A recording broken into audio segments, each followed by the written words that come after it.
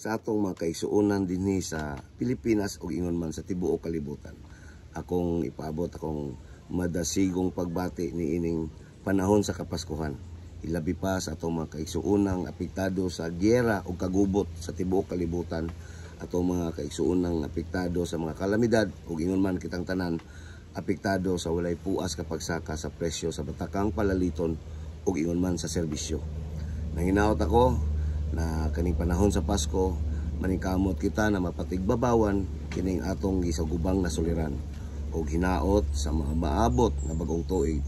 Ato ang sugaton ng bagong tuig na puno sa kadasig, puno sa paglaom ug hangtod maabot nato ang kalibutan nga adunay tinuod na kalinaw, adunay tinuod na gugma ug siyempre adunay tinuod na kalingkawasan.